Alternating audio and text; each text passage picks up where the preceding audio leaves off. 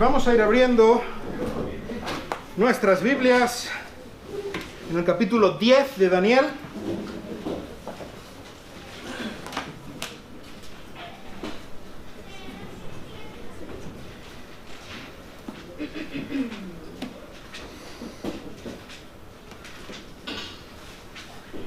A ver, voy a poner esto a grabar.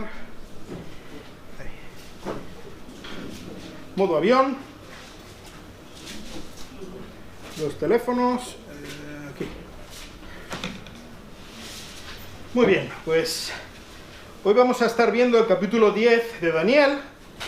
Y como veis, hoy tenemos más títulos que otra cosa. ¿Por qué? Porque hoy empezamos la revelación final de Daniel. Hasta ahora lo que hemos estado viendo son historias que ocupaban un capítulo cada historia o cada profecía de Daniel, ¿verdad? Pero lo que tenemos hoy es la primera parte de la última revelación de Dios a Daniel, porque la historia que hoy comienza no termina hasta el capítulo 12, ¿vale? Tenemos 3 capítulos de esta última revelación y lo de hoy básicamente es solamente un preámbulo de lo que luego veremos a partir del próximo capítulo, ¿vale? Probablemente os pasaría algo parecido que lo que me pasaba a mí, pero cuando yo era pequeño había en la casa, en el piso de mis padres, había un cajón mágico. Era impresionante lo que ocurría. Lo voy a explicar un poco para ver si, pero de verdad, inaudito. Yo me quitaba la ropa, me iba a duchar, lo que sea, me quitaba la ropa, la dejaba en donde la ropa sucia, ¿verdad? Y es impresionante. Había un cajón en mi armario que yo luego lo abría y estaba allí la ropa limpia. No os riáis, ¿verdad? Y doblada. Y puesta allí perfectamente. Desde luego no tenía nada que ver el olor de antes con el olor de después. ¿Os pasaba eso a vosotros de pequeños? Luego ya cambian un poco las cosas, ¿verdad? Al crecer ya la dinámica cambia un poco. Pero es maravilloso cuando uno se piensa que todo funciona así, porque no sabemos lo que hay detrás, ¿verdad? No sabemos qué es lo que está ocurriendo cuando nosotros no estamos, cuando no estamos mirando. Y esta historia del cajón mágico de mis padres tiene mucho que ver con lo que vamos a estar viendo hoy.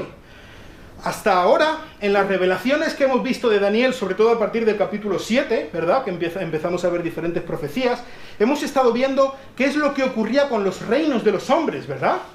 Y veíamos que venía una bestia que representaba a Babilonia y otra bestia que representaba a Persia, y veíamos que se levantaba un cuerno y hablábamos de quién era este cuerno y no sé qué, y cosas así históricas de cómo se están desarrollando, cómo se están desenvolviendo los reinos de los hombres. Pero lo que hoy vamos a ver es lo que ocurre detrás. ¿Qué es lo que realmente está ocurriendo? Lo que hemos visto hasta ahora es sencillamente, hay un cajón mágico y no sabemos muy bien cómo funciona. Hoy vamos a ver un poco, el capítulo de hoy es impresionante, es un poco como si Dios descorriera el telón un poquito de lo que está pasando por detrás del escenario, y vemos cuál es la realidad que está por detrás de lo que es evidente a nuestros ojos. Así que vamos a leer el capítulo 10 de Daniel. Dice así: en el año 3 de Ciro, rey de Persia, un mensaje fue revelado a Daniel, a quien llamaban Belsasar. El mensaje era verdadero y acerca de un gran conflicto. Él comprendió el mensaje y tuvo entendimiento de la visión. En aquellos días, yo, Daniel, había estado en duelo durante 3 semanas completas. No comí manjar delicado, ni entró en mi boca carne ni vino, ni usé ungüento alguno hasta que se cumplieron las 3 semanas. Y en el día 24 del primer mes, estando yo junto a la orilla del gran río, es decir, el Tigris, alcé mis ojos y miré, y aquí había un hombre vestido de lino, cuya cintura estaba ceñida con un cinturón de oro puro de Ufaz. Su cuerpo era como de berilo, su rostro tenía apariencia de un relámpago, sus ojos eran antorchas de fuego, sus brazos y sus pies como el brillo del bronce bruñido, y el sonido de sus palabras como el estruendo de una multitud. Y solo yo, Daniel, vi la visión. Los hombres que estaban conmigo no vieron la visión, pero un gran terror cayó sobre ellos y huyeron a esconderse. Me quedé solo viendo esta gran visión. No me quedaron fuerzas, y mi rostro se demudó, desfigurándose sin retener yo fuerza alguna. Pero oí el sonido de sus palabras, y al oír el estruendo de sus palabras caí en un sueño profundo sobre mi rostro, con mi rostro en tierra. Entonces he aquí, una mano me tocó, y me hizo temblar sobre mis rodillas y sobre las palmas de mis manos. Y me dijo: Daniel, hombre muy estimado, entiende las palabras que te voy a decir y ponte en pie, porque ahora he sido enviado a ti. Cuando él me dijo estas palabras, me puse en pie temblando. Entonces me dijo: no temas, Daniel, porque desde el primer día en que te propusiste en tu corazón entender y humillarte delante de tu Dios, fueron oídas tus palabras, y a causa de tus palabras he venido. Mas el príncipe del reino de Persia se me opuso por 21 días. Pero he aquí, Miguel, uno de los primeros príncipes, vino en mi ayuda, ya que yo había sido dejado allí con los reyes de Persia. Y he venido para darte a conocer lo que sucederá a tu pueblo al final de los días, porque la visión es para días aún lejanos. Cuando habló conmigo estas palabras, volví mi rostro a tierra y enmudecí. Y he aquí uno semejante a un hombre tocó mis labios, y entonces abrí mi boca y hablé. Y dije al que estaba delante de mí: Señor mío, a causa de la visión me ha invadido la angustia y me he quedado sin fuerzas. ¿Cómo podrá pues este siervo de mi Señor hablar con uno como mi Señor? Porque a mí en este momento no me queda fuerza alguna, ni tampoco me queda aliento. Entonces el que tenía semejanza de hombre me tocó otra vez y me fortaleció. Y me dijo: no temas, hombre muy estimado, la paz sea contigo, sé fuerte y valiente. Cuando habló conmigo, recobré las fuerzas y dije: hable mi Señor, porque me has fortalecido. Entonces él dijo: ¿sabes por qué he venido a ti? Ahora vuelvo para luchar contra el príncipe de Persia, y cuando yo termine, he aquí, el príncipe de Grecia vendrá. Sin embargo, te declararé lo que está inscrito en el libro de la verdad. Pero no hay nadie que se mantenga firme a mi lado contra estas fuerzas, sino Miguel, vuestro príncipe.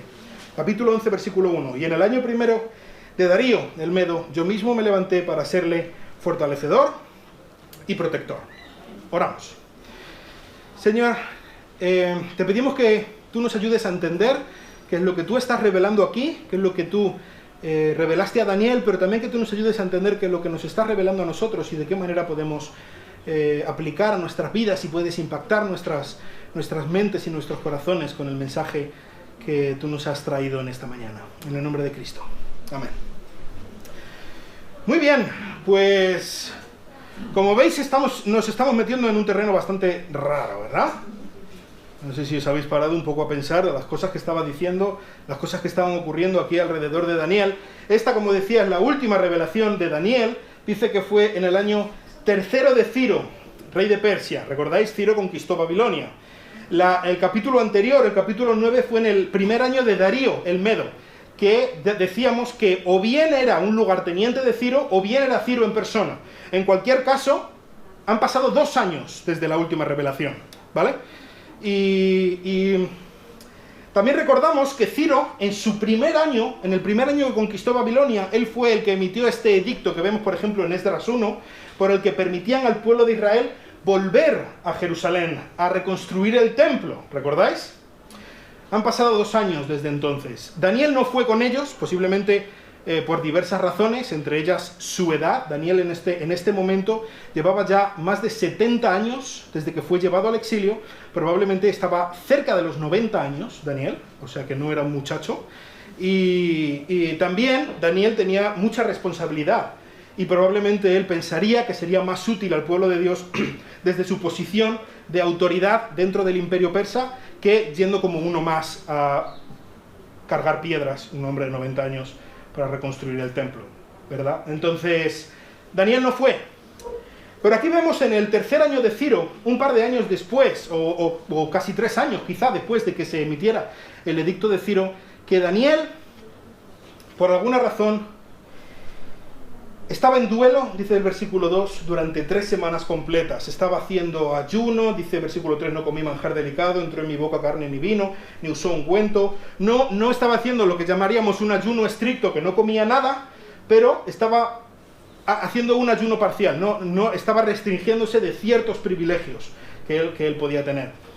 ¿Por qué? ¿Por qué estaba haciendo esto Daniel? Mi apuesta personal es que Daniel se había enterado de lo que estaba ocurriendo en Jerusalén. Por fin el pueblo de Dios había vuelto, las profecías se habían cumplido, Isaías había dicho que incluso con varios cientos de años de antelación había dado el nombre de Ciro, que sería el que les dejaría volver. Se había acabado el exilio, iban a reconstruir el templo. ¿Pero qué pasó? Relativamente hemos estudiado el libro de Esdras en la reunión de oración. ¿Qué ocurrió en cuanto llegaron?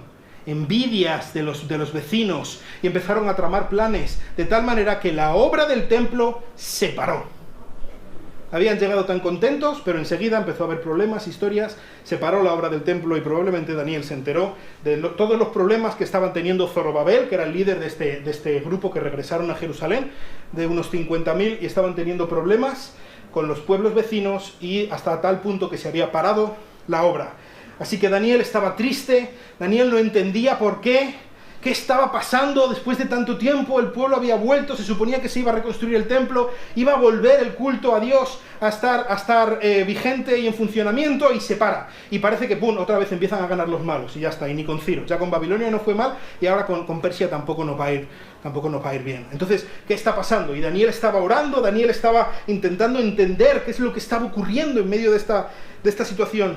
Y él nos dice que estaba a partir del versículo 4 en el Tigris. No sabemos en qué punto. El Tigris mide varios miles de kilómetros de largo, o sea que podía estar en muchos sitios.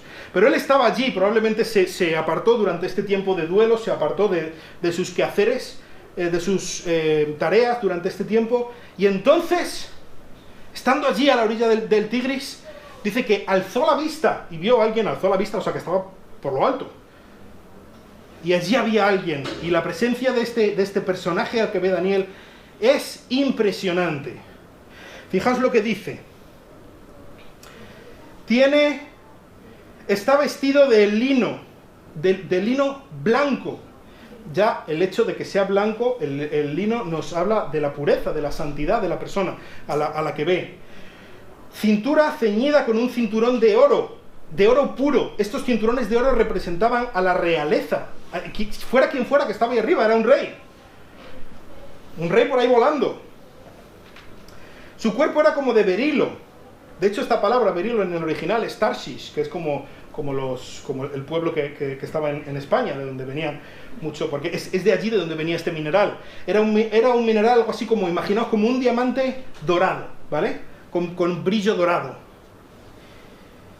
Su apariencia como de relámpago, brillaba, como cuando estás por la noche y ves un relámpago, que el destello parece como que se hace de día, ¿verdad? De repente, este personaje estaba incluso brillando.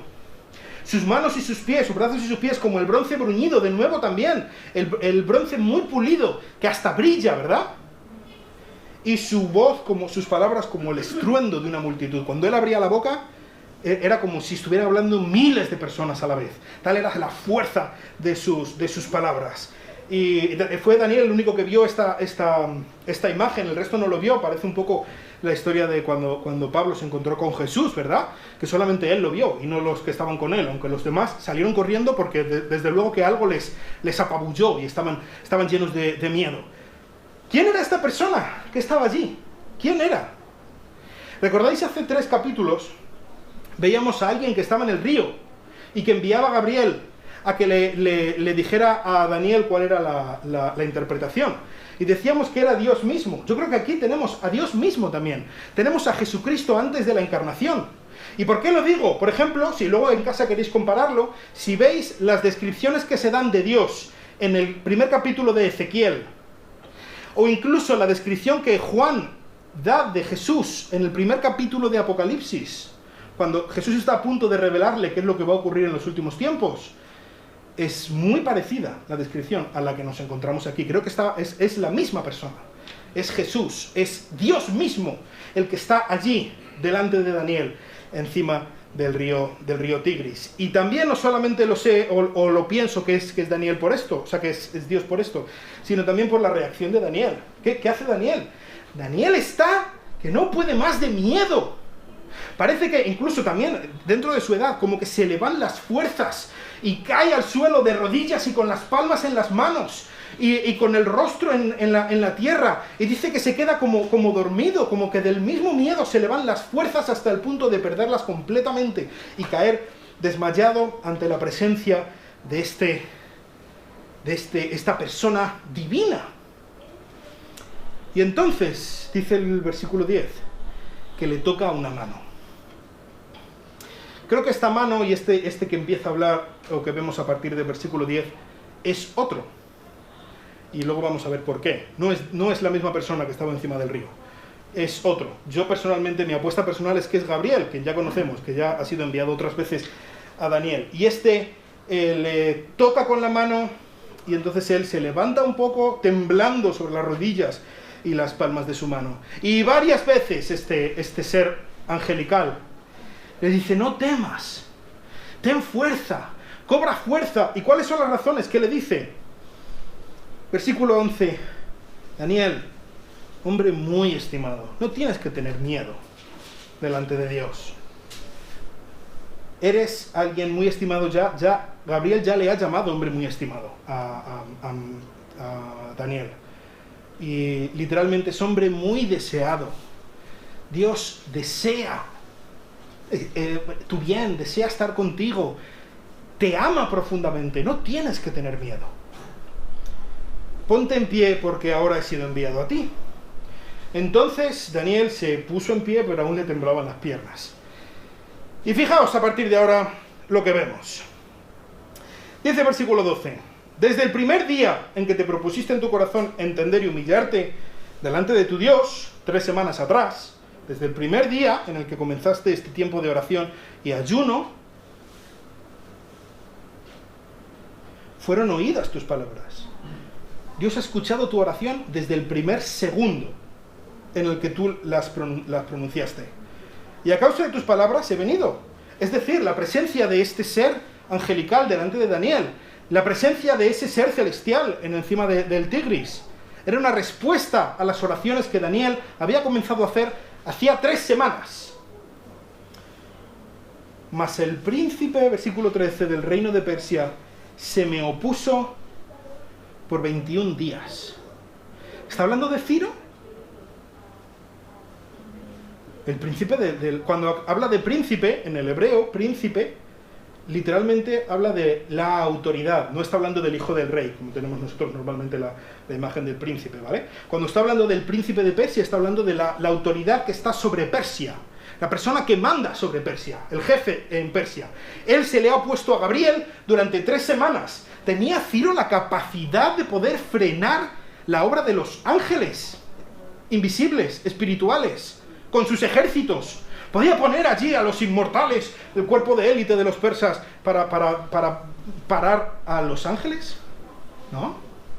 No está hablando de ninguna persona, no está hablando de ningún ser humano, ¿verdad? Pero está diciendo que es alguien que tiene autoridad sobre el reino de Persia, ¿verdad? Pero no es un ser humano. ¡Ajá!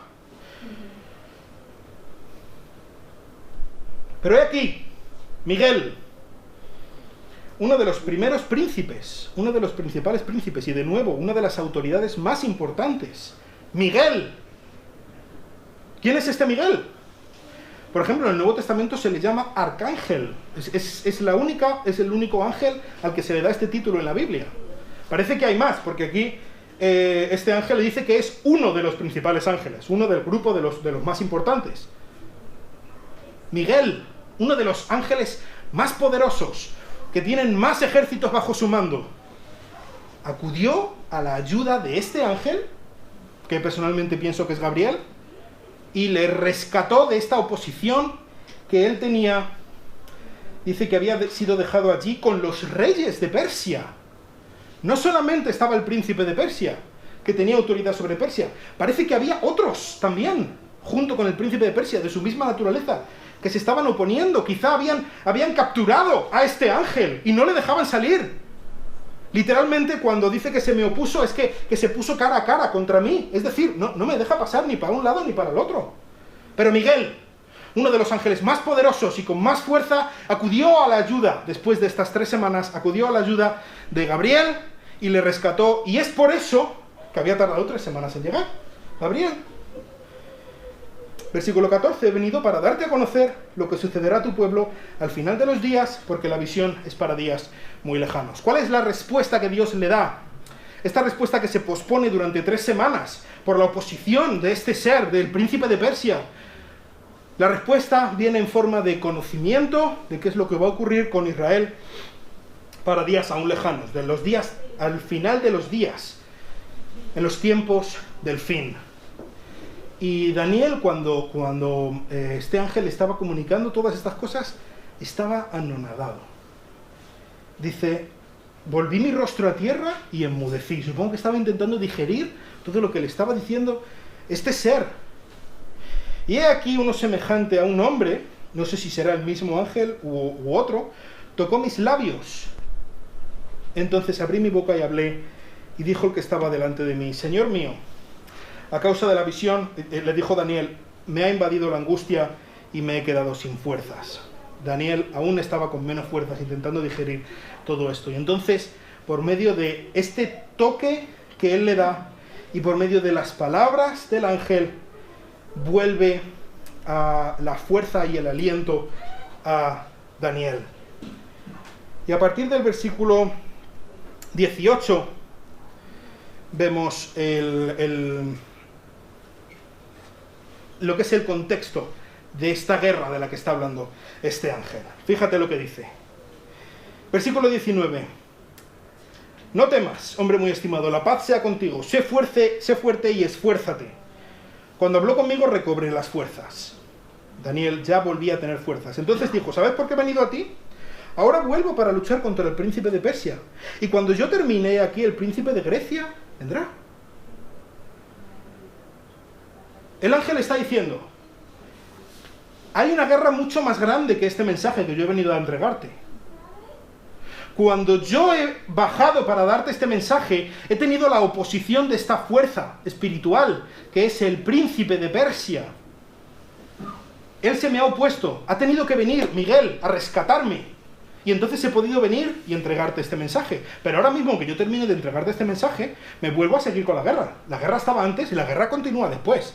Esta guerra no acaba de empezar y desde luego no termina ahora. De hecho, cuando hayamos vencido al príncipe de Persia, vendrá el príncipe de Grecia. ¿Os suena esta historia?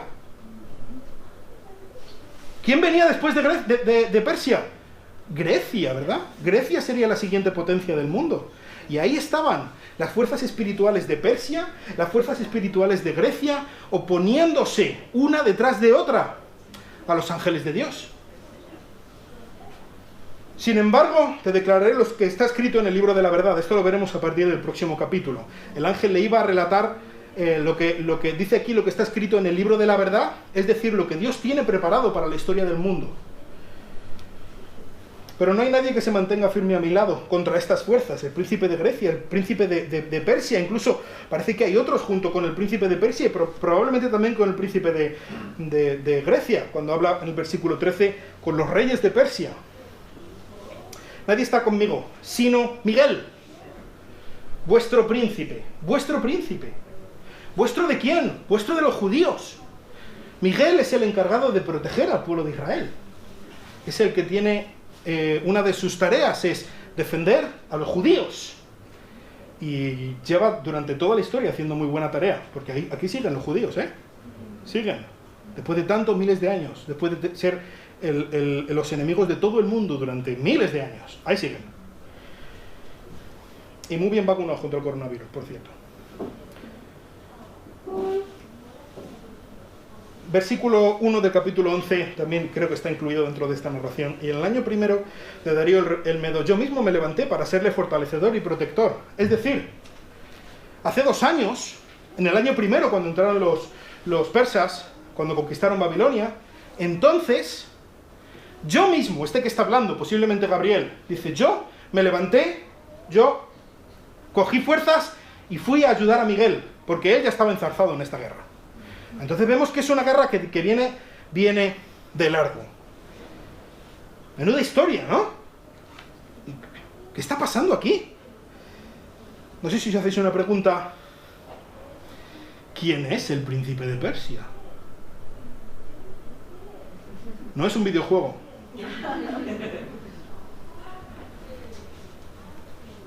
Deuteronomio 2, 8 y 9.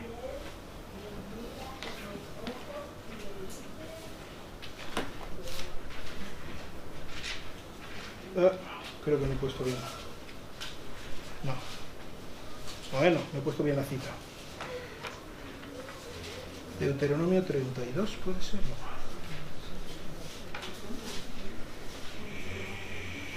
Sí, 32, perdón, Deuteronomio 32. Cuando el Altísimo dio a las naciones su herencia, cuando separó los hijos del hombre, fijó los límites de los pueblos, según el número de los hijos de Israel. Según manuscritos más fiables y más antiguos, según el número de los hijos de Dios, en lugar del número de los hijos de Israel. Pues la porción del Señor es su pueblo, Jacob es la parte de su heredad. ¿Qué está diciendo aquí? Cuando Dios separó a los hijos de los hombres, ¿os acordáis? En Génesis 11, las diferentes naciones se separan. Cuando Dios separó a los hijos de los hombres, los separó según el número de los hijos de Dios. ¿Quiénes son los hijos de Dios? ¿A quién les llama varias veces los hijos de Dios en el Antiguo Testamento? A los ángeles. A los ángeles.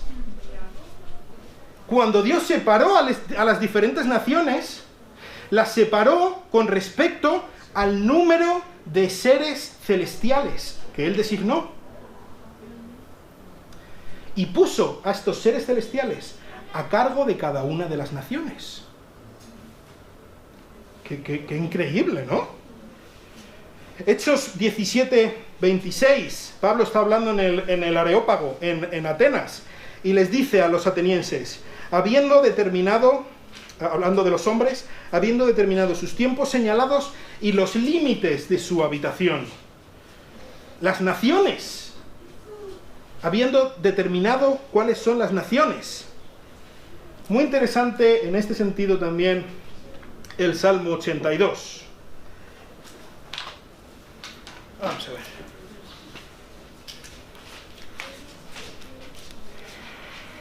Dice, Dios ocupa su lugar en su congregación, juzga en medio de los jueces. Literalmente este juez es Elohim. Otras traducciones dicen de los dioses, ¿vale? Que es mejor traducción que de los jueces. ¿Hasta cuándo juzgaréis injustamente y favoreceréis a los impíos? Dios juzgando a los dioses de los pueblos y diciéndoles, estáis siendo injustos, estáis tratando mal a la gente, defender al débil y al huérfano, hacer justicia al afligido y al menesteroso, rescatad al débil y al necesitado, libradlos de la mano de los impíos. No saben ni entienden, caminan en tinieblas, son sacudidos todos los cimientos de la tierra.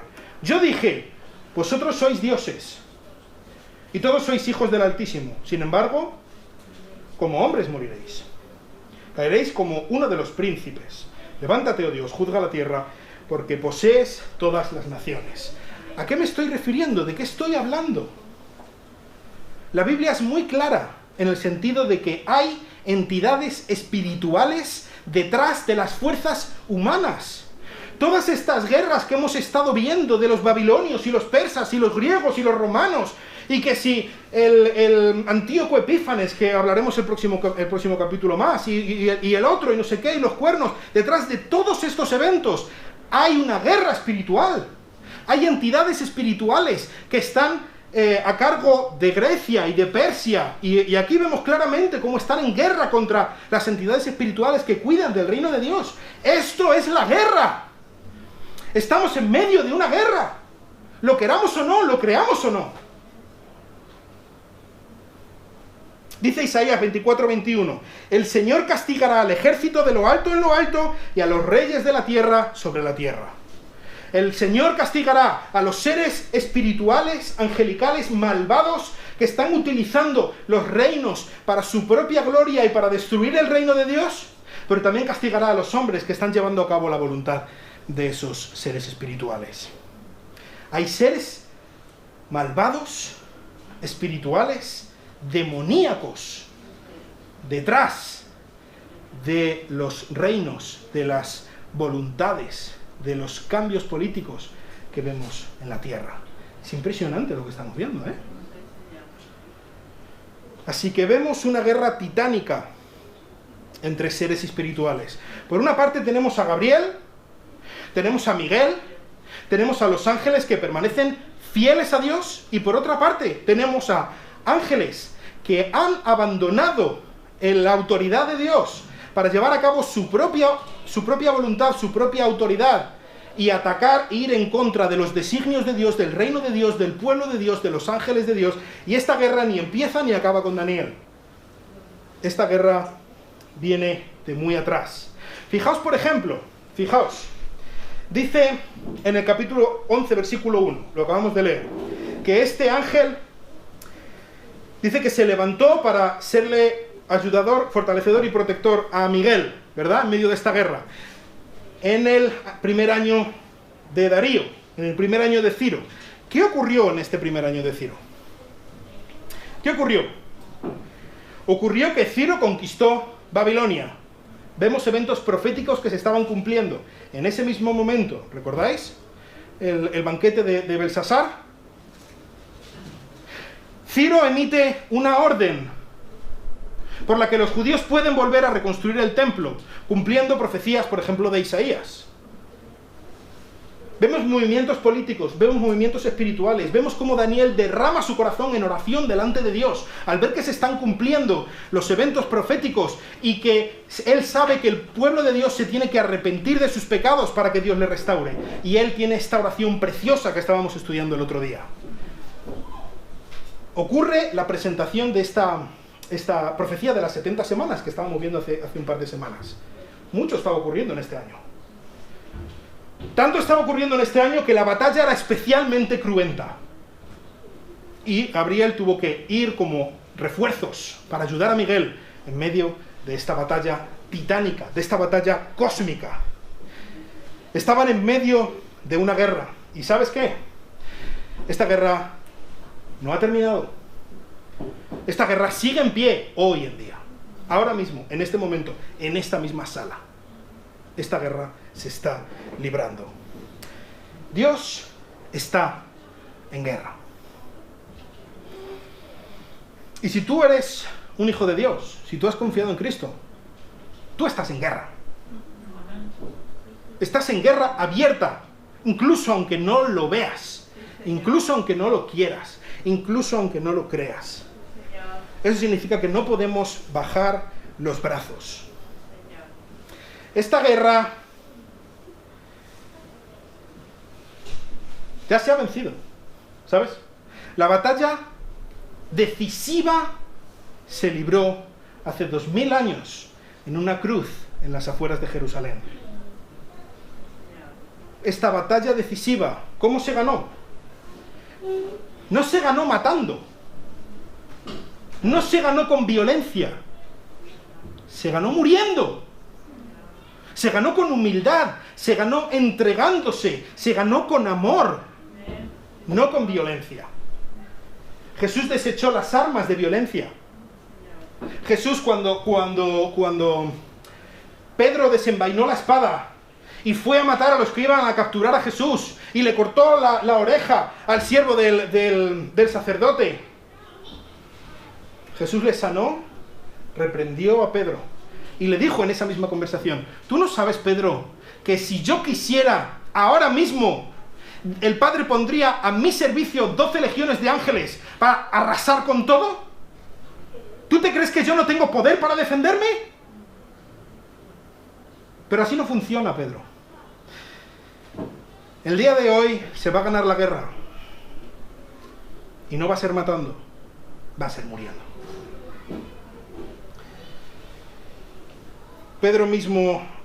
Pablo mismo afirmó esto cuando en Colosenses 2:15 dice que la cruz desarmó a los poderes y las autoridades, a los demonios, haciéndolos un espectáculo público, triunfando sobre ellos en la cruz, en su muerte. Así que Jesús tiene la victoria decisiva en esta guerra. Él ganó la victoria decisiva de esta guerra que comenzó en Génesis 3. Cuando nosotros los hombres, por influencia y obedeciendo a Satanás, nos rebelamos contra nuestro Señor y por lo tanto entramos en guerra contra nuestro Señor. Y esta guerra que aún no ha terminado, ¿sabes? La batalla decisiva ya se ha librado, pero la batalla final aún no. Aún seguimos en guerra, aunque la victoria está asegurada. ¿De qué maneras estamos en guerra? ¿Cuáles son los frentes de esta guerra para nosotros? ¿Dónde tenemos que luchar? ¿En qué consiste esta guerra para nosotros? Pues hay algunos frentes en esta guerra en la que nosotros estamos metidos. ¿Cuáles son estos tres frentes que voy a presentar? Por una parte, las instituciones. Y cuando digo las instituciones, digo lo que hay ahí fuera. Cuando hablo de instituciones, hablo de grupos creados por hombres, en los que los hombres toman las decisiones. ¿Y qué pasa? Que los hombres estamos influenciados por estos que están en contra de la voluntad de Dios. Estoy hablando del gobierno, estoy hablando de la sociedad, estoy hablando incluso de la iglesia, ¿sabes? Estoy hablando de servicios de salud públicos convertidos en servicios de muerte públicos, por medio de abortos, por medio de matar a ancianos, eutanasia. Estoy hablando de instituciones corrompidas, con intereses egoístas y malvados y anti-Dios. Pero eso también lo tenemos en la iglesia, ¿eh? ¿A alguien le suena la palabra Inquisición? No solamente Inquisición, que estamos pensando, que si los católicos, que si no sé qué. ¿Alguien alguna vez se ha sentido herido por algo que alguien ha dicho en la iglesia? ¿Alguien alguna vez se ha sentido juzgado en el mal sentido de la palabra por alguien en la iglesia? En la iglesia que no perdonamos muchas veces, que no damos de la misericordia y de la gracia de Dios que tendríamos que dar y que muchas veces somos todo lo contrario. En esta guerra debemos recordar, en cuanto a las instituciones, que nuestra guerra no es contra carne ni sangre. No estamos en guerra contra Pedro Sánchez, ¿eh? No sé si te caerá bien o mal. No estamos en guerra contra él. No estamos en guerra contra la Iglesia Católica. No estamos en guerra contra, quizá, el hecho de que te estén tratando mal en el trabajo. Nuestra guerra no es contra ellos. Nuestra guerra es contra las entidades espirituales que están detrás. ¿Y cómo libramos nosotros esta guerra? Esta guerra nosotros la libramos, dice en Efesios 6, el manifiesto de la guerra cristiana, de la guerra espiritual, que lo que debemos hacer nosotros delante de las entidades espirituales es estar firmes y mantenernos fieles a lo que dice nuestro Dios, a lo que dice la palabra. Y esto quiere decir que quizás llega un momento en el que, sí, amando a las personas, teniendo misericordia de las personas, pero tenemos que decir, hasta aquí, y de aquí no paso, lo siento mucho.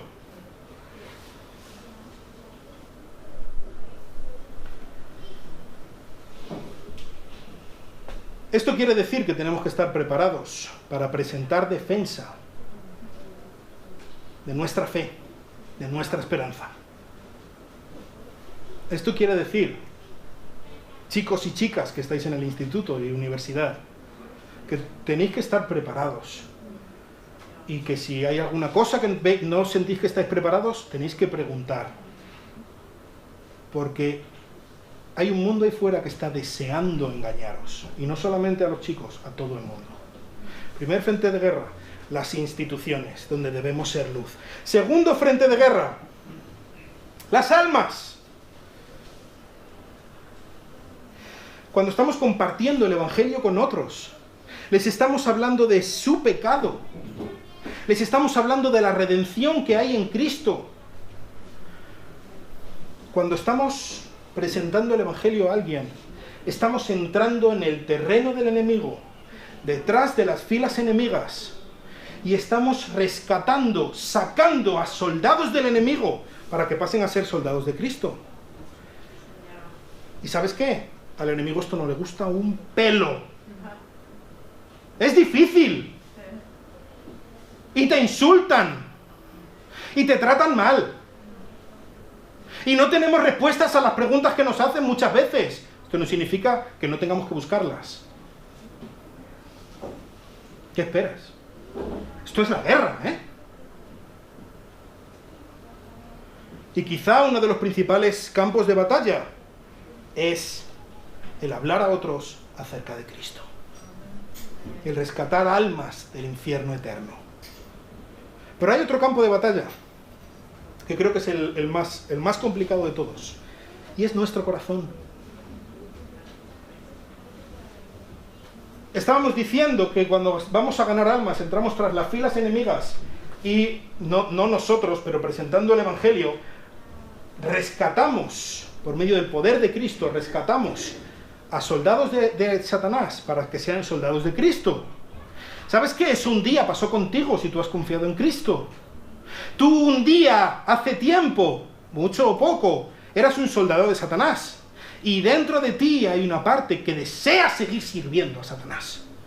Y hay una guerra dentro de nosotros entre el nuevo yo y el antiguo yo. El que actúa como que quiere servir a Cristo y obedecerle, y el que actúa como que quiere seguir sirviendo a Satanás y seguir sirviéndose a sí mismo y a su propio ego. Como cristianos, la batalla más fuerte contra Satanás se libra dentro de nosotros, la más dura. Cuando tenemos que luchar contra nuestros vicios, cuando tenemos que luchar contra nuestros pensamientos destructivos, contra nuestras emociones egoístas, contra nuestras acciones rebeldes, cuando tenemos que luchar contra nosotros mismos, esa es la batalla más dura. Pero sabes, en medio de todas estas cosas que estoy diciendo, en medio de estas tres, la guerra con lo que hay fuera, la guerra para rescatar almas y la guerra contra nosotros, contra nuestro corazón, lo mejor de todo es que no estamos solos. ¿Sabes? Dios no nos echó como por ejemplo, en la Segunda Guerra Mundial, que cogían y desparramaban a un montón de soldados tras las filas enemigas, ¿no? Y buscaban la vida, chavales. Así no nos ha dejado Dios, ¿sabes? Él está con nosotros.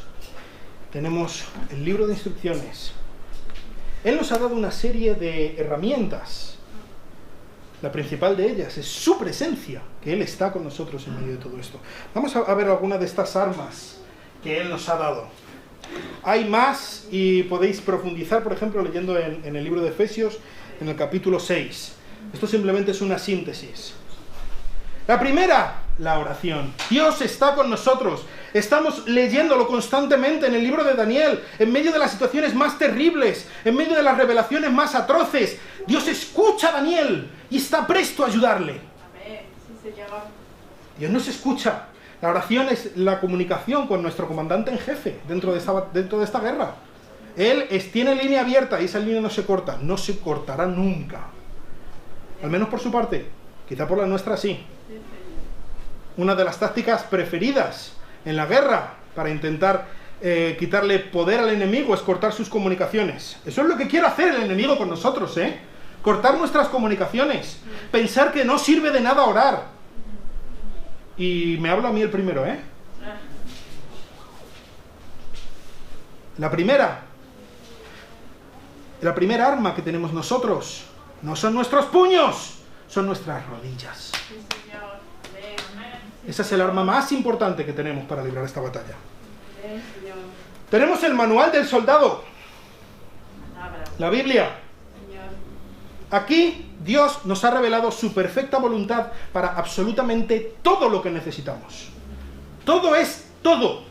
No necesitamos nada más. No hay necesidad de una revelación posterior, superior, más importante que la Biblia. Tenemos, como dice Pedro, la palabra profética más segura. Aquí la tenemos. Y tenemos la fe. El hecho de confiar en lo que está haciendo nuestro general, a pesar de que nosotros no lo entendamos. Y estamos en una situación ahora mismo. La semana que viene, confinaos. ¿Y por qué, Señor? No lo sé.